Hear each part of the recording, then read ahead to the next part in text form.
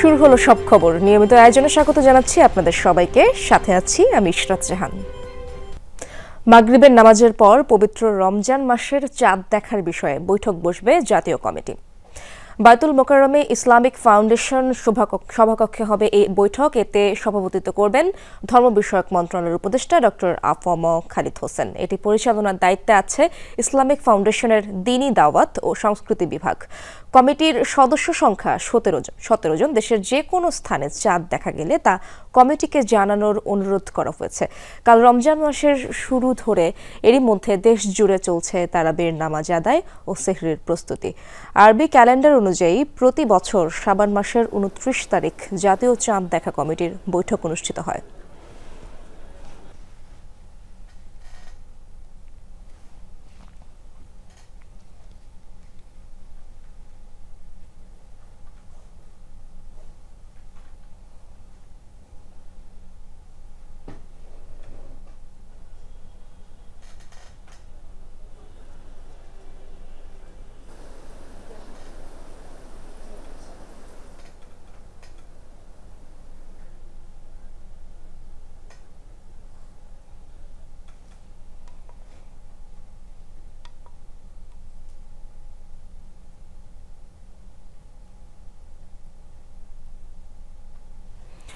দর্শক, কিছুক্ষণের মধ্যেই চাঁদ দেখা গেলে আমরা সেই খবর আপনাদের কাছে জানানোর চেষ্টা করব। এবার চলে যাচ্ছি পরবর্তী সংবাদে। রমজান উপলক্ষে বিশেষ নিরাপত্তা ব্যবস্থা গ্রহণ করেছে মহানগর গোয়েন্দা পুলিশ। রাজধানীর চিহ্নিত সন্ত্রাসী বাহিনীর বিরুদ্ধে শুরু হচ্ছে অল আউট অ্যাকশন। সকালে এক সংবাদ সম্মেলনে অতিরিক্ত কমিশনার রেজাউল করিম মল্লিক জানান, পতিত সরকারের দোসররা এখনও আইনশৃঙ্খলা পরিস্থিতি ঘোলাটে করার চেষ্টায় লিপ্ত। তাদের আমি ঘুম হারাম করে দিব এবং তারা কোথাও কোনো স্থান পাবে না। পদত্যাগের দাবি ওঠার পর এভাবেই আইন শৃঙ্খলা পরিস্থিতি স্বাভাবিকের ঘোষণা দেন স্বরাষ্ট্র উপদেষ্টা। এরপর রাজধানীতে কিছুটা কমে চুরি ছিনতাই। কোনো দুর্ঘটনা যাতে না ঘটে সেই লক্ষ্যে গোয়েন্দা তৎপরতার মাধ্যমে আমরা আগে থেকেই ডিবির তথ্য প্রযুক্তির ব্যবহার বাড়াচ্ছি। এবার রমজানে রাজধানীতে আইন শৃঙ্খলা পরিস্থিতি স্বাভাবিক রাখার পরিকল্পনা নিয়ে সংবাদ সম্মেলনে আসেন ঢাকা মহানগর গোয়েন্দা প্রধান।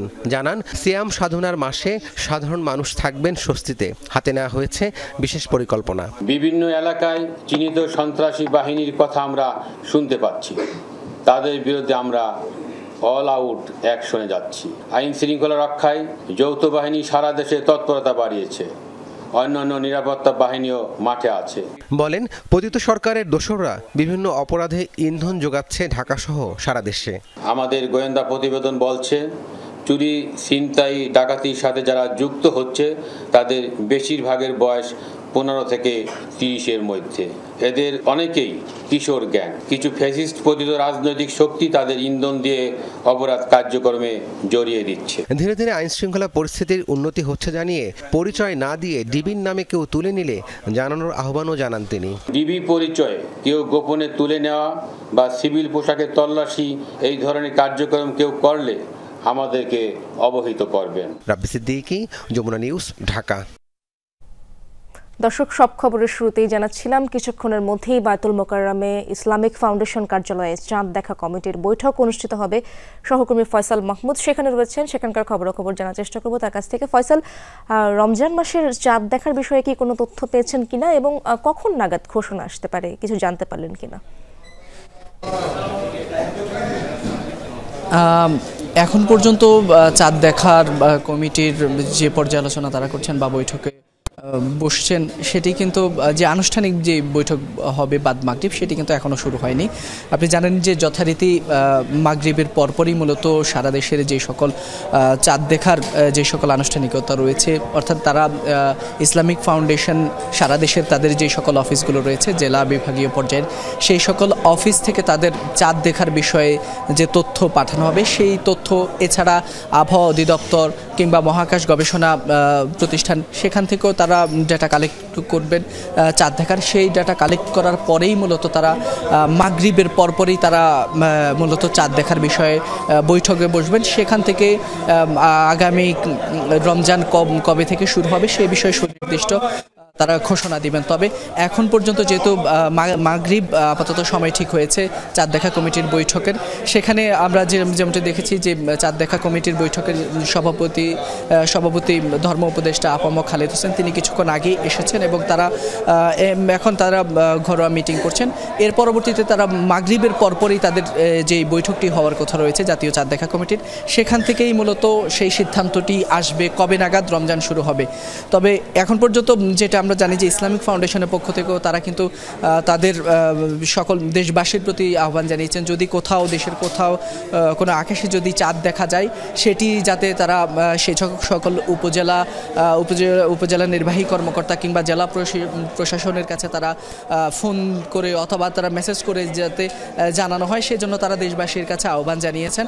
তবে এখনো পর্যন্ত বৈঠক শুরু হয়নি, সেটি মাগরিবের পরপর বৈঠকের যে আনুষ্ঠানিকতা রয়েছে সেটি হবে এবং তখনই জানানো হবে চাঁদ দেখার বিষয়ে। ধন্যবাদ আপনাকে ফয়সাল, সেখানেই থাকুন আপনি, সেখানকার খবর আপনার মাধ্যমে জেনে নেব।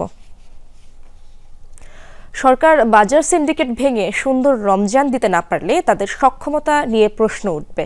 দুর্বল সরকারের অধীনে সুষ্ঠু নির্বাচনও সম্ভব নয়, এমনটা বললেন এবি পার্টির চেয়ারম্যান মুজিবুর রহমান মঞ্জু। সকালে এবি পার্টির কেন্দ্রীয় কার্যালয়ে রমজানের ভাব গাম্ভীর্য রক্ষা, দ্রব্যমূল্য নিয়ন্ত্রণ, আইনশৃঙ্খলা পরিস্থিতির উন্নয়ন বিষয়ে সংবাদ সম্মেলনে কথা বলেন তিনি। বলেন, যারা বাজারে সিন্ডিকেট করে তাদের আইনের আওতায় আনতে প্রয়োজনে অপারেশন ডেভিল হান্ট চালাতে হবে। সরকারের জন্য এই মাস একটি বড় পরীক্ষা মন্তব্য করেন উপদেষ্টা। পতিত স্বৈরাচারের দোসরদের আইনের আওতায় আনার দাবি জানান তিনি। এ সময় যানজট নিয়ন্ত্রণের আহ্বান জানিয়ে আগের যে কোনো রমজানের তুলনায় ভালো সময়ের প্রত্যাশা করেন তিনি। রমজান আসলে একটা চক্র সক্রিয় হয় যে কিভাবে দ্রব্যমূল্য কৃত্রিমভাবে বাড়ানো যায়, এবং আরেকটা চক্র সক্রিয় হয় কিভাবে জননিরাপত্তা বিঘ্নিত করে মানুষের জনজীবনকে ক্ষতিগ্রস্ত করা যায়। সরকারি দলের কোনো না কোনো ধরনের ইনডাইরেক্ট ডাইরেক্ট প্রশ্রয়ের সহযোগিতায় এই ধরনের চক্র, অপরাধী চক্র এবং দ্রব্যমূল্য বৃদ্ধির চক্র কাজ করে। রোজায় নিত্যপণ্যের দাম যেন সহনীয় থাকে সেদিকে খেয়াল রাখবে সরকার। বেশিরভাগ জিনিসপত্রের দাম গতবারের চেয়ে সহনীয় পর্যায়ে আছে বলে জানান প্রধান উপদেষ্টার প্রেস সচিব শফিকুল আলম। বিকেলে ফরেন সার্ভিস একাডেমিতে সংবাদ সম্মেলনে তিনি জানান, রোজা উপলক্ষে জীবনযাত্রা সহনীয় করার জন্য বিভিন্ন পদক্ষেপ নিয়েছে অন্তর্বর্তী সরকার। নির্বাচনের রোডম্যাপ ঘোষণায় বিএনপির দাবির বিষয়ে প্রধান উপদেষ্টার প্রেস সচিব বলেন, ভোট আয়োজনের সম্ভাব্য মাসের কথা এরই মধ্যে জানানো হয়েছে। ঐকমত্য কমিশন শিগগিরই রাজনৈতিক দলগুলোর সঙ্গে সংলাপ শুরু করবে। আমাদের যে জীবনযাত্রা গত রোজার থেকে এই রোজায় বেশিরভাগ পণ্যেরই দাম সহনীয় পর্যায়ে এসে কমেছে, এবং এই যে সহনীয় পর্যায়ে আসা এটা আমাদের পুরো রোজা ধরে, এই যে সামনে যে রোজা আসছে পুরো রোজায় আমাদের ফোকাস থাকবে যে এটাকে কিভাবে এই দামটাকে সহনীয় পর্যায়ে রাখা যায়। সীমান্ত হত্যা বন্ধে বাংলাদেশ কঠোর অবস্থানে আছে, এমনটাই জানিয়েছেন স্বরাষ্ট্র উপদেষ্টা ও বিজিবি মহাপরিচালক। একই সাথে মিয়ানমার সীমান্ত বর্তমানে নিরাপদ রয়েছে জানান তারা। বিজিবি প্রধান জানান, ভারতে অনুপ্রবেশের জন্য বাংলাদেশিদের হত্যা বন্ধ না হলে ভবিষ্যতে অনুপ্রবেশকারী ভারতীয়দের আইন মেনে ফেরত পাঠানো কঠিন হবে। সকালে কক্সবাজারে বিজিবির নবগঠিত উখিয়া ব্যাটালিয়নের উদ্বোধন শেষে সাংবাদিকদের এসব কথা বলেন স্বরাষ্ট্র উপদেষ্টা ও বিজিবি প্রধান। কক্সবাজার থেকে আরো জানাচ্ছেন রিয়াজ রায়হান, ছবি তুলেছেন লুৎফর রহমান। গেল বছরের ফেব্রুয়ারি থেকে মিয়ানমারের অভ্যন্তরীণ সংঘাতে উখিয়া থেকে টেকনাফ পর্যন্ত বাংলাদেশ মিয়ানমার সীমান্ত হয়ে ওঠে অগ্নিগর্ভ। রাখাইনের দখল নিয়ে সামরিক জান্তার সঙ্গে একদিকে আরাকান আর্মি, আরেকদিকে রোহিঙ্গা সশস্ত্র গোষ্ঠীগুলোর সংঘাতে বিপর্যস্ত হয় এই অঞ্চলের নিরাপত্তা, জীবনযাত্রা, সীমান্ত অর্থনীতি। এসব সমস্যা মোকাবেলায় যাত্রা শুরু করেছে বিজিবির 64 উখিয়া ব্যাটালিয়ন। উখিয়ার বালুখালী থেকে টেকনাফের নীলা পর্যন্ত সীমান্তে নিরাপত্তার দায়িত্ব পালন করবে এই ব্যাটালিয়ন। সকালে বাহিনীর কক্সবাজার রিজিয়নে পতাকা উত্তোলনের মাধ্যমে ব্যাটালিয়নের আনুষ্ঠানিক উদ্বোধন করেন স্বরাষ্ট্র উপদেষ্টা। পরে গণমাধ্যমের সঙ্গে কথা বলেন উপদেষ্টা ও বিজিবি মহাপরিচালক। বলেন, মিয়ানমার সীমান্ত নিরাপদ আছে, তবে এর সুরক্ষায় নতুন নতুন কৌশল নিচ্ছে বাংলাদেশ। আমরা এখনো অফিসিয়ালি কোনোটা কিন্তু ডিক্লেয়ার করা হয়নি, কিন্তু এই জন্য আমাদের দুজনের সাথেই আমাদের একটা সুসম্পর্ক রাখতে হচ্ছে এবং আপনার সীমান্ত নিরাপত্তার জন্য, এবং সীমান্ত এখন যে অবস্থায় আছে একেবারে পুরানো নিরাপদ আছে, এখানে কোনো সমস্যা নাই। মায়ানমার সীমান্ত কেউ যদি অবৈধভাবে অনুপ্রবেশ না করে মায়ানমারের অভ্যন্তরে, নারকোটিক্স বলেন, ইয়াবা বলেন বা অন্যান্য যে কারণে হোক, যদি ক্রস না করে তার নিরাপত্তার কোনো ঝুঁকি নাই। নিরাপত্তার যদি কোনো ঝুঁকি থাকে সেটা সেই নিরাপত্তা দেওয়ার জন্য আমরা বিজিবি তৈরি আছি এবং বিজিবি আমরা we are well equipped for that. প্রসঙ্গ আসে সীমান্ত হত্যার। নানা আশ্বাসের পরও সীমান্তে বিএসএফ এর হাতে বাংলাদেশি হত্যার ঘটনা থামছে না, ঘটছেই। হত্যার ঘটনা ঘটেছে শুক্রবারও। এ নিয়ে কড়া অবস্থানের কথা জানান বিজিবি প্রধান। বটম লাইন হলো ভেরি ক্লিয়ার মেসেজ, আমরা বলেছি যে এটা কোনোভাবেই কাম্য নয় এবং এটা মেনে নেওয়া যায় না, এবং এটা যদি মেনে নেই তবে ভবিষ্যতে ভারতীয় অনুপ্রবেশ যারা করে তো তাদের প্রতিহত আমরা সুন্দরভাবে নিয়মের মধ্যে আমরা যে তাদেরকে গ্রেফতার করে হস্তান্তর করি সেটা কতটুকু আর করা যাবে। আমাদের এদিক থেকে যত যাই হোক, অবৈধ অনুপ্রবেশকর যাই হোক, হত্যা কোনো চূড়ান্ত একটা সমাধান হতে পারে না। এদিন উখিয়া ব্যাটালিয়নের পাশাপাশি guard police battalion, canine training centre ও পিলখানার স্টেশন সদর দপ্তরেরও উদ্বোধন করা হয়। নবগঠিত এই ব্যাটালিয়নের মাধ্যমে বিজিবি উখিয়া সীমান্তে আরো বেশি সামর্থ্যের পরিচয় দিতে সক্ষম হবে বলে মনে করছেন কর্মকর্তারা। পাশাপাশি এই যে মানব পাচার, মাদক সহ নানা অপরাধ সংঘটিত হচ্ছে এবং মিয়ানমারের অভ্যন্তরীণ সংঘাতের কারণে নিরাপত্তার শঙ্কা তৈরি হয় মাঝে মধ্যেই এই মিয়ানমার সীমান্তে, সেটিও অনেকাংশে প্রশমন করা সম্ভব হবে নবগঠিত এই ইউনিটের মাধ্যমে। রিয়াজ রায়হান, যমুনা নিউজ, কক্সবাজার। ব্রাহ্মণবাড়িয়ার কসবা সীমান্তে বিএসএফ এর গুলিতে আলামিন নামে এক বাংলাদেশি নিহত হয়েছেন। শুক্রবার রাতে পুটিয়া সীমান্তে হয় এই ঘটনা। নিহত আলামিন দক্ষিণ পুটিয়া গ্রামের সুলতান মিয়ার ছেলে। স্বজনরা জানায়, সীমান্তের কাঁটাতারের কাছে আলামিনকে দেখেই গুলি ছোড়ে বিএসএফ সদস্যরা। এতে গুলিবিদ্ধ হন তিনি। পরে ভারতের একটি হাসপাতালে চিকিৎসাধীন অবস্থায় মারা যায় আলামিন। মরদেহ এখনও হস্তান্তর করেনি বিএসএফ। হত্যার বিচারের দাবি করেছেন স্বজনরা।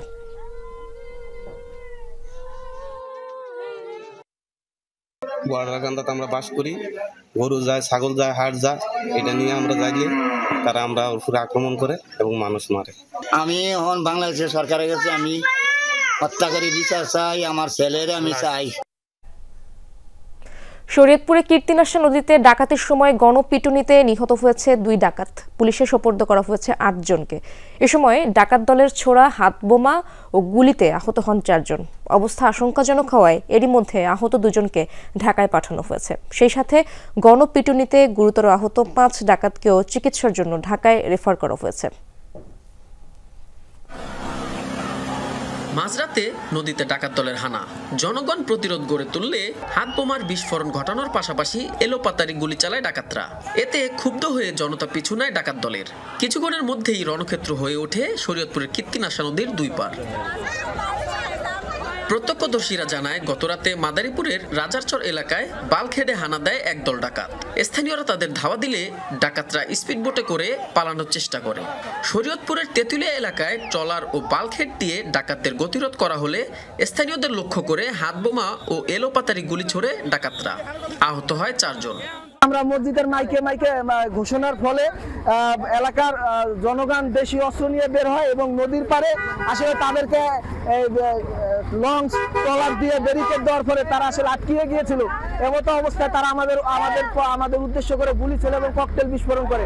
মাইকে শুনতে পাই আসি মুন্সিয়াট আইসা শুনতে পাই যে ওই যে আপনার ওই ট্রলার দেওয়া, ওই জাহাজ দেওয়া আটকানো হয়েছে। আটকানোর পরে ওরা মনে করেন গুলি এবং বোমা ককলেট সরার পরে ওহানতে না পারে, ওরা বাঁচতে না পারে আবার পিছনে ব্যাক করে হীরাবাড়ার ওই জায়গায় ধরা খাইছে। ডাকাতের থেকে গুলিবিদ্ধ হয়ে আমাদের 4 জন চিকিৎসা নিতে আসে 11টা থেকে 11:30টার মধ্যে। তার মধ্যে 2 জন গুরুতর ছিল, যাদের অনেকগুলো গুলির আঘাত ছিল, তাদেরকে ঢাকায় পাঠিয়ে দেওয়া হয়েছে। এই ঘটনায় ক্ষুব্ধ হয়ে ওঠে আশপাশের বাসিন্দারা। ডাকাত দলের 7 জনকে আটকের পর দেয়া হয় গণধোলাই। খবর পেয়ে ঘটনাস্থলে গিয়ে বিক্ষুব্ধ জনতার হাত থেকে ডাকাতদের উদ্ধার করে পুলিশ ও সেনাবাহিনী। পরে হাসপাতালে নেওয়া হলে 2 ডাকাতকে মৃত ঘোষণা করেন চিকিৎসক। খবর পেয়ে আমরা সাথে সাথে বাংলাদেশ সেনাবাহিনী এবং বাংলাদেশ পুলিশ অর্থাৎ শরীয়তপুর জেলার পক্ষ থেকে আমরা ঘটনাস্থলে যাই এবং এখন পর্যন্ত আমরা 5 জন ডাকাতকে আমরা নিয়ে আসতে সক্ষম হয়েছি ওই জনগণের হাত থেকে। এবং এর বাইরে আমরা খবর পেয়েছি আরও 2 জন আছে, তাদেরকেও আমরা নিয়ে আসতেছি। ডাকাতদের ছোড়া গুলিতে আহত 2 জন ভর্তি সদর হাসপাতালে। অবস্থা আশঙ্কাজনক হওয়ায় বাকি 2 জনকে পাঠানো হয়েছে ঢাকায়। এদিকে গণপিটুনিতে আহত বাকি ডাকাতদের অবস্থাও গুরুতর। SM Shakil, Jamuna News, Shariatpur. এবার পাবনায় মহাসড়কে গাছের গুঁড়ি ফেলে 20 থেকে 25টি যানবাহনে ডাকাতির ঘটনা ঘটেছে। সাথিয়া বেড়া আঞ্চলিক মহাসড়কের তলট এলাকায় সড়ক অবরোধ করে একদল ডাকাত দেশীয় অস্ত্র নিয়ে যাত্রীদের জিম্মি করে চালায় লুটপাট। এদিকে 48 ঘন্টার ব্যবধানে কুমিল্লার 14 গ্রামে 2 প্রবাসীর গাড়িতে ডাকাতি করা হয়েছে। জড়িতদের শনাক্তে চেষ্টা করছে পুলিশ। চারিদিক থেকে অনেক মানুষ তার অস্ত্রশস্ত্র নিয়ে ছুরি, দা, তারপরে চাকু সবকিছু নিয়ে আমাদের গাড়িকে আক্রমণ করেছে। শুক্রবার মধ্যরাত সাতক্ষীরার বেড়ায় ইসলামিক মাহফিল শেষে নিজ বাড়ি পাবনার ঈশ্বরদী ফিরছিলেন আব্দুস সালাম। সাথিয়া বেড়া আঞ্চলিক মহাসড়কের তলট এলাকায় পৌঁছালেই পড়েন ডাকাত দলের খপ্পরে। জানাচ্ছিলেন ভয়ঙ্কর সেই অভিজ্ঞতার কথা। আমাদের ড্রাইভার সাহেবের গলার সঙ্গে একটা ছুরি ধরেছে এবং পেটের উপরে ছুরি ধরেছে। তো বারবার রিকোয়েস্ট করতেছিলাম যে ভাই যা আছে সব নিয়ে যান, কিন্তু আমাদেরকে আঘাত করবেন না। প্রত্যক্ষদর্শীরা জানায় সড়কে গাছের গুঁড়ি ফেলে প্রথমে পণ্যবাহী ট্রাক আটকায় ডাকাত দল। সড়ক অবরোধ থাকায় একে একে আটকা পড়ে প্রবাসীর মাইক্রো, যাত্রীবাহী বাস, অটোরিকশা সহ 20 থেকে 25টি যানবাহন। দেশীয় অস্ত্র নিয়ে যাত্রীদের জিম্মি করে চালানো হয় লুটপাট। ছিনিয়ে নেওয়া হয় মোবাইল ফোন, টাকা সহ মূল্যবান জিনিসপত্র। কোনো গাড়ির গেট খুলতে দেরি হলেই ভাঙচুর চালায় ডাকাত দল। এ সময় আহতও হন কয়েকজন। রাস্তায় একটা গাছ নামানো ছিল, বড় ফেলে রাখছে। সম্ভবত প্রাইভেট কারওয়ালার গাড়িটা আলো নিভাতে একটু সময় লাগছে আর ওনার হাতে খুব মারছে। দাউদি বলতে দাঁড়া, আমি দাঁড়াই নেই। পরে আমি আর কি গাড়িটা টান দিয়ে চলে আসলাম, সামনে দিয়ে প্রাইভেট কার দাঁড়া করাইছে, ট্রাক দাঁড়া করাইছে। আমার কাছে এসে ঘিরে নিল। প্রায় আধ ঘন্টার মতো চলে লুটপাট। খবর পেয়ে ঘটনাস্থলে পৌঁছায় আইনশৃঙ্খলা বাহিনী। তবে তার আগেই পালিয়ে যায় ডাকাত সদস্যরা। জড়িতদের শনাক্তে চেষ্টা চলছে বলে জানিয়েছে পুলিশ। গত রাতেও আমাদের টহল টিম ছিল, বাইরে চেকপোস্ট ছিল, ঈশ্বরদী এলাকার কাছাকাছি ছিল, কিন্তু ডাকাত দল এলাকায় করেছে, সাথিয়া এলাকায়। এদিকে ঢাকা চট্টগ্রাম মহাসড়কের কুমিল্লার 14 গ্রাম অংশে 48 ঘন্টার ব্যবধানে ডাকাতির কবলে পড়ে 2 জন প্রবাসীর গাড়ি। এত দ্রুতগতির গাড়ি চেকপোস্ট থামানো সম্ভব না। তারপরে আমরা যেগুলা নাম্বারবিহীন পিক আপ আছে ওগুলো মানে ধরার জন্য আমরা হাইওয়েকে বলেছি। সম্প্রতি দেশের কয়েকটি মহাসড়কে পরপর লুটপাটের ঘটনায় উদ্বিগ্ন যাত্রী চালকরা। গুরুত্বপূর্ণ পয়েন্টগুলোতে টহল বৃদ্ধির তাগিদ ভুক্তভোগীদের। হুমায়ুন রশিদ, যমুনা নিউজ। দর্শক, কক্সবাজারের আকাশে দেখা গেছে পবিত্র রমজান মাসের চাঁদ। সেখান থেকে বিস্তারিত জানাতে যোগ দিচ্ছেন আমাদের সহকর্মী এহসান আল কুতুবী। সরাসরি যুক্ত হচ্ছে তার সাথে। এহসান, রমজান মাসের চাঁদ তো দেখা গেছে, রোজার সার্বিক প্রস্তুতি সম্পর্কে জানাবেন আমাদের। রমজান মাসের কিছুক্ষণ ধরে চাঁদ দেখার জন্য এখানে অপেক্ষায় ছিলাম। প্রায় এখানে মসজিদের কয়েকজন ইমাম সহ এবং আবহাওয়া অফিসের বেশ কয়েকজন কর্মকর্তা এখানে উপস্থিত ছিলেন এবং হঠাৎ করে এই চাঁদের দেখাটা প্রথম দেখলেন কিন্তু কক্সবাজার আবহাওয়া অফিসের যিনি দায়িত্বে আছেন আব্দুল হান্নান, তিনি দেখেছেন। পরপরে আমরা সবাই দেখেছি। আমি যদি একটু করে দেখাতে চাই, সবাই যেহেতু এই চাঁদের অপেক্ষায় আছে, সারা দেশের মানুষ, দেশ বিদেশের মানুষ এই চাঁদ দেখার অপেক্ষায় আছে। একটু যদি দেখাতে চাই জুম করে, যেহেতু মোবাইলে, তারপরেও মোটামুটি দেখানোর চেষ্টা করছি। খুব ভালোভাবেই দেখা যাচ্ছে। একেবারে কক্সবাজার সমুদ্র সৈকতের লাবণী পয়েন্ট থেকে আমরা এই চাঁদটা দেখছি। প্রায় চাঁদের ঠিক উপরে একটি তারা দেখা যাচ্ছে এবং চাঁদের নিচে একটু লালচে রঙের দেখা যাচ্ছে। এই অবস্থায় কিন্তু কক্সবাজার সমুদ্র সৈকত থেকে একেবারে স্পষ্ট দেখা যাচ্ছে।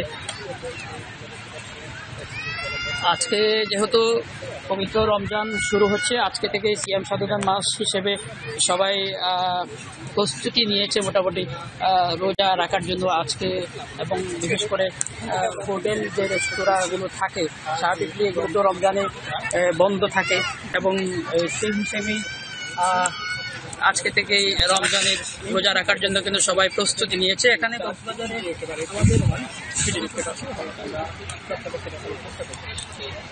কথা বলতে চাই, একটু যদি বলতেন, আমরা তো সবাই চাঁদ দেখার জন্য আসছি, আপনি যদি একটু বলতেন কেউ দেখলেন না। আসসালামু আলাইকুম, সকলকে মাহে রমজানের শুভেচ্ছা। কক্সবাজার সমুদ্র সৈকতে আমরা কক্সবাজার জেলা চাঁদ দেখা কমিটির যে সভা, আমাদের সম্মানিত সদস্যবৃন্দ আছেন, আমরা সকলে মিলে আমাদের এই সমুদ্র সৈকতে সাগর বেলায় আমরা এখানে চাঁদ দেখতে পেয়েছি। এটি সকলের জন্য অত্যন্ত সুখের সংবাদ। পবিত্র মাহে রমজানের শুভেচ্ছা সকলকে। আমরা ইতিমধ্যে এটি আমাদের যথাযথ প্রক্রিয়া আমরা সরকারকে অবহিত করেছি। ধন্যবাদ। একটু আমাদের ইমাম সাহেব আছেন, একটু যদি বলতেন চাঁদ দেখার পরে, আপনি তো প্রথমেই দেখলেন হান্নান সাহেব, তারপরে আপনি দেখেছেন, একটু কেমন লাগছে একটু যদি বলতেন। আসসালামু আলাইকুম ওয়া রাহমাতুল্লাহ। আলহামদুলিল্লাহ, আমরা দীর্ঘ দিন পর্যন্ত এই রমজান মাসের জন্য অপেক্ষায় আছি। মুসলমানদের ইবাদত বন্দেগীর এই সময় খুব আনন্দের সময়, সেজন্য আল্লাহর কাছে শুকর আদায় করি যাতে আমরা যে 30টি রোজা রেখে তারাবি পড়ে আল্লাহ পাক রব্বুল আলামিনের ইবাদত বন্দেগী করতে পারি, সেজন্য খুব আনন্দ লাগতেছে। আর রোজার এই যে আজকে থেকে যে রোজা শুরু হলো, এই রোজায় আসলে কোন জিনিসটা সবচেয়ে বেশি মানুষকে নিষেধ করা হয়েছে এই রমজানে? রমজানের উদ্দেশ্য হচ্ছে তাকওয়া অর্জন করা। যে মানুষের কাছে হচ্ছে যে তাকওয়াটা থাকলে সমাজের সম্পূর্ণ এই জায়েজ না ফারমানি গুনাহ সম্পূর্ণ কি হয়ে যাবে, শেষ হয়ে যাবে, খতম হয়ে যাবে। আমরা একটু এখানে আছেন আমাদের আবহাওয়া অধিদপ্তরের যিনি প্রধান আছেন আব্দুল হান্নান সাহেব, একটু যদি বলতেন, আপনি তো প্রথমেই চাঁদ দেখলেন, আসলে সবার চোখ ফাঁকি দিয়ে আপনি চাঁদটা প্রথমেই আপনি দেখলেন। চাঁদ আসলে আমাদের আবহাওয়া দপ্তরের জলবায়ু শাখা থেকে চাঁদের কোঅর্ডিনেট গুলো আমরা হিসাব করি, সেখান থেকে আমি দেখেছি আজকে যত ডিগ্রি আছে আমি ওই রকম আইডিয়া করে এসেছি এবং প্রথমেই আমি দেখতে পেয়েছি। তো এটাই আর কি। আচ্ছা, আমরা শুনছিলাম আসলে চাঁদ দেখার বিষয়ে, যেহেতু আজকে প্রথম রমজানের চাঁদটি কক্সবাজার থেকে দেখলাম এবং অনেকেই দেখেছেন, তো এই ছিল আমার কাছে সর্বশেষ। ধন্যবাদ আপনাকে। রাগান্বিত হয়ে ইউক্রেনের প্রেসিডেন্ট ভলোদিমির জেলেনস্কিকে হোয়াইট হাউস থেকে বেরিয়ে যেতে বললেন মার্কিন প্রেসিডেন্ট ডোনাল্ড ট্রাম্প। ইউক্রেনের খনিজ ভাগাভাগি নিয়ে আলোচনা করতে ওয়াশিংটন যান জেলেনস্কি। সঠিক সময় বৈঠক শুরু হলেও আলোচনার এক পর্যায়ে দুই প্রেসিডেন্টের মাঝে শুরু হয় তুমুল তর্ক-বিতর্ক। বৈঠকে উপস্থিত ছিলেন ভাইস প্রেসিডেন্ট জেডি ভান্সও। এতদিন ধরে ইউক্রেনের যুদ্ধে ঢালাও সমর্থন ও সহায়তার জন্য জেলেনস্কিকে যুক্তরাষ্ট্রের প্রতি কৃতজ্ঞ থাকার কথাও বলেন ট্রাম্প। তাদের এই উত্তপ্ত বাক্য বিনিময়ের কারণে শেষ পর্যন্ত স্বাক্ষরিত হয়নি কোনো চুক্তি। বৈঠক শেষে দুই প্রেসিডেন্টের একটি সংবাদ সম্মেলনের কথা থাকলেও তা বাতিল করেই ওভাল অফিস থেকে বেরিয়ে যান জেলেনস্কি। অসমাপ্ত আলোচনা শেষে এক বিবৃতিতে ট্রাম্প বলেছেন, শান্তি প্রতিষ্ঠায় আগ্রহী নন জেলেনস্কি, যুক্তরাষ্ট্রকে অপমান করেছেন তিনি। চলতি মাসেই শেখ হাসিনা সহ কয়েকটি গুরুত্বপূর্ণ মামলার তদন্ত প্রতিবেদন হাতে পাওয়ার সম্ভাবনা রয়েছে। প্রতিবেদন পেলে 1-1.5 মাসের মধ্যে বিচার কার্যক্রম শুরু করা সম্ভব, এমনটাই জানিয়েছেন আন্তর্জাতিক অপরাধ ট্রাইব্যুনালের চিফ প্রসিকিউটর মোহাম্মদ তাজুল ইসলাম। দুপুরে সিলেট প্রাইমারি টিচার্স ট্রেনিং ইনস্টিটিউটে আয়োজিত কর্মশালায় তিনি বলেন, আন্তর্জাতিক মানদণ্ড বজায় রেখে এসব মামলায় ন্যায় বিচার নিশ্চিত করা হবে। বিচার কাজে কোনো তাড়াহুড়া করা হবে না, তবে অহেতুক বিলম্ব করে জনগণের আকাঙ্ক্ষা যাতে নষ্ট না হয় সেদিকেও নজর রাখা হবে। বিস্তৃত কাজকে সমন্বয় করে নিখুঁত তদন্ত এবং ট্রাইব্যুনালকে বিতর্কের বাইরে রেখে ন্যায় বিচার নিশ্চিত করাই এখন বড় চ্যালেঞ্জ বলেও মনে করেন তাজুল ইসলাম। শেখ হাসিনা সহ প্রধান কয়েকটা মামলার তদন্তের রিপোর্ট এই মাসে অর্থাৎ মার্চ মাসের মধ্যেই আমরা পাবো বলে আশা করছি, এবং যদি আনুষ্ঠানিকভাবে এই তদন্তের রিপোর্ট আমরা পেয়ে যাই তাহলে আমরা তারপরে 1 মাস বা 1.5 মাসের মধ্যে আনুষ্ঠানিক বিচারের যে প্রক্রিয়া সেটা শুরু হয়ে যাবে। রায়ের বাজারে গণ অভ্যুত্থানের শহীদদের কবর জিয়ারত ও ফুলেল শ্রদ্ধা নিবেদনের মধ্য দিয়ে বাংলাদেশ গণতান্ত্রিক ছাত্র সংসদের সাংগঠনিক কার্যক্রম শুরু হয়েছে। দুপুরে সংগঠনের নেতারা রায়ের বাজার কবরস্থানে গিয়ে ফুল দিয়ে শ্রদ্ধা নিবেদন করেন। পরে গণমাধ্যমের সাথে কথা বলেন নেতারা। এ সময় তারা বলেন, যে উদ্দেশ্যে জুলাই আগস্টে ছাত্র জনতা জীবন দিয়েছে সেই উদ্দেশ্য বাস্তবায়নই নতুন সংগঠনের মূল লক্ষ্য। তাছাড়া লেজুর ভিত্তিক ছাত্র রাজনীতি বন্ধ করা সহ যে কোনো ধরনের অন্যায় অত্যাচারের বিরুদ্ধে রুখে দাঁড়াবে বাংলাদেশ গণতান্ত্রিক ছাত্র সংসদ। বিকেল 5:30টায় ঢাকা বিশ্ববিদ্যালয় ক্যাম্পাসে বাকি দলগুলোর সাথে পরিচিতি পর্বের অনুষ্ঠান রেখেছে ছাত্র সংসদ।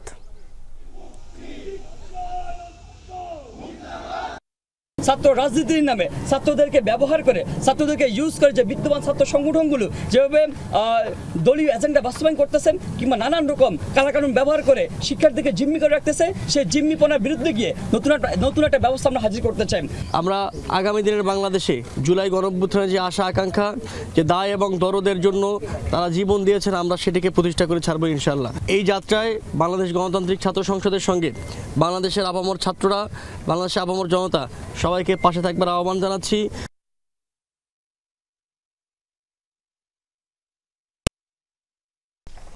গণ অভ্যুত্থানকে কেন্দ্র করে যে ঐক্য তৈরি হয়েছিল, আজ তাতে ফাটল সৃষ্টি হয়েছে বলে মন্তব্য করেছেন গণ অধিকার পরিষদের সভাপতি নুরুল হক নূর। শনিবার বিকেলে গণ অধিকার পরিষদের কেন্দ্রীয় কার্যালয়ে এক সংবাদ সম্মেলনে তিনি এমন মন্তব্য করেন। এ সময় গুটি কয়েক ছাত্রনেতা সরকারকে নিয়ন্ত্রণ ও মন্ত্রণালয়ের নানা কাজে অযাচিত হস্তক্ষেপ করছে বলে অভিযোগও তোলেন তিনি। পাশাপাশি উপদেষ্টা পরিষদের থেকে দল গঠনে কাজ না করে 2 ছাত্র উপদেষ্টাকে পদত্যাগের আহ্বান জানান ডাকসুর সাবেক ভিপি। নুরুল হক নূর আরও অভিযোগ করেন, নতুন দলের আত্মপ্রকাশ অনুষ্ঠানে যোগ দিতে জেলা প্রশাসকের মাধ্যমে সরকারি গাড়ি ব্যবহার করে ঢাকায় এসেছে ছাত্র জনতা, যা কাম্য নয়। পাশাপাশি জাতীয় নাগরিক পার্টির আত্মপ্রকাশ অনুষ্ঠানে শহীদ আবু সাইদের পরিবারকে আমন্ত্রণ না জানানোর সমালোচনা করেন তিনি। আদামরা উপদেষ্টা পরিষদ, এই দুর্বল উপদেষ্টা পরিষদ পুনর্গঠন করে আপনি একটি অবাধ, সুষ্ঠু, নিরপেক্ষ নির্বাচনের মধ্যে দিয়ে রাষ্ট্র সংস্কার করে জাতিকে একটি নতুন দিশার সন্ধান দিন, অন্যথায় এই দেশ একটি সংকটে পড়বে। সারা বিশ্বে ছড়িয়ে থাকা ঢাকা বিশ্ববিদ্যালয়ের মেধাবী শিক্ষার্থীরা শুধু দেশ নয়, দেশের বাইরেও তাদের মেধা ছড়িয়ে দিচ্ছে বলে জানিয়েছেন ঢাকা বিশ্ববিদ্যালয়ের উপাচার্য অধ্যাপক ডক্টর নিয়াজ আহমদ খান। সকালে ঢাকা বিশ্ববিদ্যালয় কেন্দ্রীয় খেলার মাঠে আয়োজিত গণিত অ্যালামনাই অ্যাসোসিয়েশনের 14তম বার্ষিক সাধারণ সভা ও পুনর্মিলনী অনুষ্ঠানে একথা বলেন তিনি। এ সময় নবীন প্রবীণের সমন্বয়ে দেশ ও জাতিকে এগিয়ে নিতে এই বিভাগের প্রাক্তন শিক্ষার্থীরা ভূমিকা রাখবে বলেও আশা প্রকাশ করেন উপাচার্য। এ সময় 15 জন প্রাক্তন শিক্ষককে গণিত অ্যালামনাই অ্যাসোসিয়েশনের পক্ষ থেকে সম্মাননা দেওয়া হয়। দিনভর নবীন প্রবীণের পদচারণায় মুখর হয়ে ওঠে ঢাকা বিশ্ববিদ্যালয় গণিত অ্যালামনাই অ্যাসোসিয়েশনের মিলন মেলা। এত শক্তিশালী অ্যাসোসিয়েশন থাকলে আমাদেরও কিছু লিঙ্ক আছে, আমরা তাদের সাথে যোগাযোগ করিয়ে দিতে পারবো। আন্তর্জাতিকভাবেও অনেকে সাহায্য করতে চান। ঢাকা বিশ্ববিদ্যালয়তে এটাই সবচেয়ে বড় আমাদের প্রাপ্তি, যে সত্যিকার অর্থে পৃথিবী জুড়ে আমাদের ছড়িয়ে আছে। Global outreach. অবশেষে 1 সপ্তাহ ধরে চলমান কর্মবিরতি স্থগিত করেছেন চট্টগ্রাম মেডিকেল কলেজ হাসপাতালের ইন্টার্ন চিকিৎসকরা। দাবি পূরণের আশ্বাস দেওয়ার পর কাজে যোগ দেন তারা। তবে দাবি পূরণ না হলে কমপ্লিট শাটডাউনের ঘোষণা আন্দোলনরতদের। একই সঙ্গে শিক্ষার্থীরাও ক্লাস বর্জনের কর্মসূচি স্থগিত করেছেন। এমবিবিএস ও বিডিএস ছাড়া চিকিৎসকের স্বীকৃতি বন্ধসহ 5 দফা দাবিতে সকাল থেকেই ক্লাস বর্জন ও কর্মবিরতি পালন করে মানববন্ধন করেছে চট্টগ্রাম মেডিকেল কলেজ হাসপাতালের ইন্টার্ন চিকিৎসকরা। ডিগ্রি ব্যবহার করে নিজেদের নামের আগে ডাক্তার ব্যবহার করছে, এতে সাধারণ জনগণের জন্য বিভ্রান্তিকর হয়ে যায় কোনটা আসল ডাক্তার কোনটা ভুয়া ডাক্তার। ওদের কাছে গিয়ে আলটিমেটলি একটা অপচিকিৎসা পায়। এই অপচিকিৎসা পাওয়ার পরে দেখা যায় যে রোগ ভালো হবে দূরের কথা, এটা কিন্তু আর এক্সাজারেট করে। কলেজ ক্যাম্পাসে ভুয়া ডাক্তারদের সনদ বাতিলের দাবি জানিয়ে স্লোগান দিতে থাকেন শিক্ষার্থীরা। আগামী 12 তারিখ আদালতের রায়ে দাবি পূরণ না হলে ক্লাসে ফিরে না যাওয়ার পাশাপাশি কমপ্লিট শাটডাউনের ঘোষণা দেন তারা। পূর্ণাঙ্গ যে 5 দফা সেটা যদি আমরা না পাই তাহলে 13 তারিখ থেকে অনির্দিষ্টকালের জন্য শাটডাউন ঘোষণা করা হবে ইনশাআল্লাহ। নিকটস্থ ডাক্তারটি যদি একজন ভুয়া ডাক্তার হয়ে থাকে, তখন এই ডাক্তার নিশ্চয়ই তার একটা প্রপার ডায়াগনোসিসও দিতে পারবে না, প্রপার ট্রিটমেন্টও দিতে পারবে না। একই সাথে নগরীর আগ্রাবাদে চট্টগ্রাম মা ও শিশু জেনারেল হাসপাতালেও কমপ্লিট শাটডাউন এবং বিক্ষোভ কর্মসূচি পালন করেন চিকিৎসক ও শিক্ষার্থীরা। ভুয়া ডাক্তারদের বিরুদ্ধে ব্যবস্থা গ্রহণ সহ 5 দফা দাবি না মানলে আগামীতে আরও কঠোর কর্মসূচির হুঁশিয়ারি দেন তারা। নিজেদেরকে তারা ডাক্তার প্রকাশ করবে এরকম কোনো সাহস যেন তারা আর অদূর ভবিষ্যতে দেখাতে না পারে। আমাদের এটাই একটা যৌক্তিক দাবি। তারা ভুল চিকিৎসা করে দায়ভারটা কাদের উপর আসছে? আমাদের উপর আসছে। তবে এক পর্যায়ে হাসপাতালে আন্দোলনরত শিক্ষার্থীদের মাঝে উপস্থিত হয়ে তাদের দাবি পূরণের আশ্বাস দেয় চট্টগ্রাম মেডিকেল কলেজের অধ্যক্ষ এবং হাসপাতাল পরিচালক। পরে অর্ধদিবস কর্মবিরতি পালন শেষে কর্মবিরতি ও ক্লাস বর্জন স্থগিত করে আন্দোলনরতরা। মেসেজটা ক্লিয়ার, এটা কাজ চলতেছে। আর কাল বিলম্ব না করে আমরা সবাই আমাদের দায়িত্ব কর্তব্য সঠিকভাবে পালন করব। অন্তত 12 তারিখ পর্যন্ত তোমরা তোমাদের এই যে ধর্মঘটের মধ্যে আছো এখান থেকে তোমরা কাজে ফেরত যাও। আল আমিন শিকদার, যমুনা নিউজ, চট্টগ্রাম। ঈদ ডাবল খুশি অফার সিজন 3 নিয়ে ঈদ ক্যাম্পেইন শুরু করেছে যমুনার ইলেকট্রনিক্স অ্যান্ড অটোমোবাইলস লিমিটেড। সকালে যমুনার ইলেকট্রনিক্সের প্রধান কার্যালয়ে এক সংবাদ সম্মেলনে এই ক্যাম্পেইনের উদ্বোধন করা হয়। ক্রেতা সাধারণের চাহিদার কথা চিন্তা করে তৃতীয়বারের মতো এই অফার চালু করা হয়েছে। ক্রেতারা সারা দেশে যমুনা ইলেকট্রনিক্সের শোরুম, ডিলার শোরুম, অনলাইন থেকে যমুনার পণ্য কিনে ডিজিটাল রেজিস্ট্রেশন করে জিতে নিতে পারবেন ঈদ উপহার। পাশাপাশি বিদেশ ভ্রমণের সুযোগ এবং সর্বোচ্চ 30% ডিসকাউন্ট পাওয়া যাবে। এই অফারে Jamuna refrigerator, freezer, LED TV, AC সহ হোম অ্যাপ্লায়েন্স পণ্য 20,000 টাকার বেশি কিনলে ক্রেতারা এই অফার পাবেন। 10 মার্চ থেকে শুরু হতে যাওয়া এশিয়ান লিজেন্ডস লিগে খেলবেন সাকিব আল হাসান। তবে বাংলাদেশ টাইগার্সে নয়, সাকিব খেলবেন এশিয়ান স্টার্স দলের হয়ে। 10 মার্চ শুরু হবে এশিয়ান লিজেন্ডস লিগ। 6 দলের এই আসরে অংশ নেবেন Bangladesh Tigers, Indian Royals, Afghanistan Pathans, Sri Lankan Lions এবং এশিয়ান স্টার্স। বাংলাদেশ টাইগার্স দলের নেতৃত্বে থাকবেন মোহাম্মদ আশরাফুল, যে দলে আছেন তামিম ইকবাল, নাদিফ চৌধুরী, ধীমান ঘোষের মতো ক্রিকেটাররা। তবে সাকিব খেলবেন ভিন্ন দলের হয়ে। প্রথমে শোনা গিয়েছিল বাংলাদেশ টাইগার্সের হয়ে খেলবেন সাকিব, তবে শেষ পর্যন্ত এশিয়ান স্টার্সের হয়ে মাঠে নামবেন সাকিব, যে দলে আছেন দিলশান মুনাবিরা, কেদার যাদব, সৌরভ তিওয়ারি, হামিদ হাসান, শেকুকে প্রসন্ন ও শিহান জয়সূরিয়ার মতো অভিজ্ঞ ক্রিকেটাররাও সেই দলে রয়েছেন।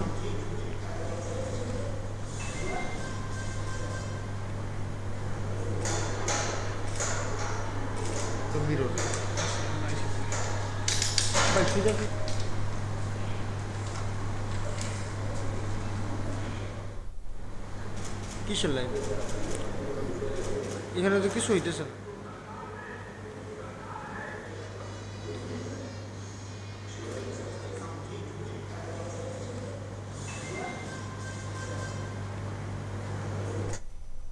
চাঁদ দেখা কমিটিতে ব্রিফ করছেন ধর্ম উপদেষ্টা। আমরা সরাসরি চলে যাচ্ছি তার বক্তব্যে। খ্রিস্টাব্দ রোববার থেকে 1446 হিজরি সালের পবিত্র রমজান মাস গণনা শুরু হবে। তো প্রেক্ষিতে আগামী 26 রমজান 1446 হিজরি, 13 চৈত্র 1431 বঙ্গাব্দ, 27 মার্চ 2025 খ্রিস্টাব্দ তারিখ বৃহস্পতিবার দিবাগত রাতে পবিত্র লাইলাতুল কদর উদযাপিত হবে ইনশাআল্লাহ। মহান আল্লাহ রাব্বুল আলামিন আমাদের সকলকে শিক্ষা শুদ্ধি মেনে চলার, পবিত্রতা রক্ষা করার তৌফিক দান করুন, আমিন। আসসালামু আলাইকুম ওয়া রাহমাতুল্লাহি ওয়া বারাকাতুহু।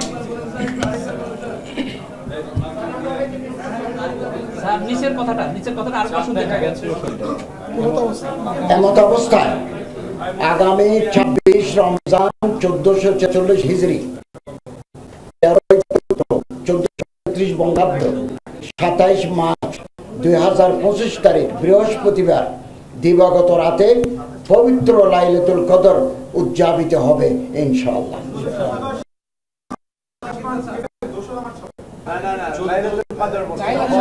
লাইলাতুল কদর আমরা যাকে শবে কদর বলি, এই শবে কদর বা লাইলাতুল কদর উদযাপিত হবে 27 মার্চ 2025 তারিখ বৃহস্পতিবার দিবাগত রাতে। আচ্ছা, রমজান শুরু হবে আগামীকাল 2 মার্চ থেকে।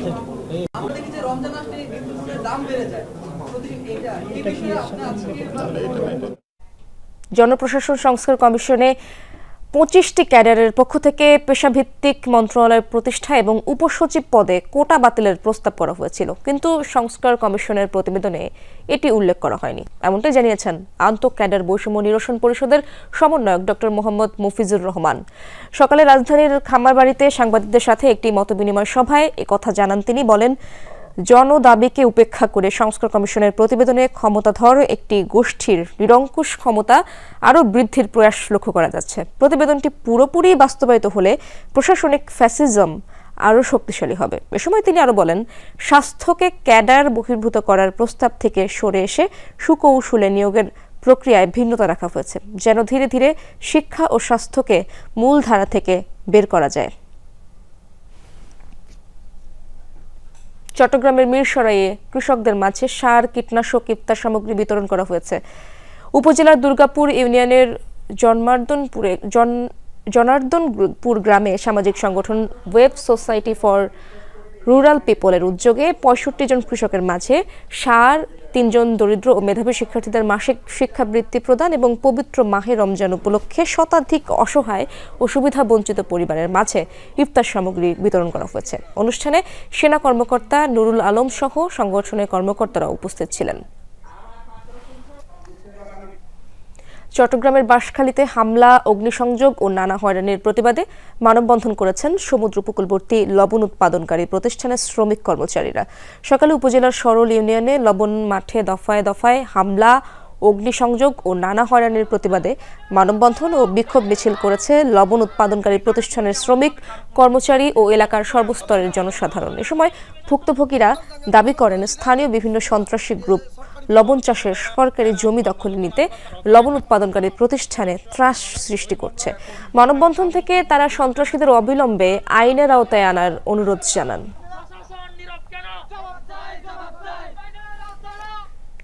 চট্টগ্রাম জেলা নির্মাণ শ্রমিক ইউনিয়ন চাঁদগাঁও থানা শাখার কমিটি গঠন ও অফিস উদ্বোধন হয়েছে নগরীর মোহরায়। সকালে নগরীর মোহরায় সংগঠনের নিজস্ব কার্যালয়ের আয়োজিত সভায় প্রধান অতিথি ছিলেন মহানগর বিএনপির সাবেক সহসভাপতি নাজিমউদ্দিন আহমেদ। বক্তারা বলেন, নির্মাণ শ্রমিকরা আধুনিক নগর বিনির্মাণের মূল কারিগর, তাদের যে কোনো সংকটে সংগঠনকে এগিয়ে আনতে হবে।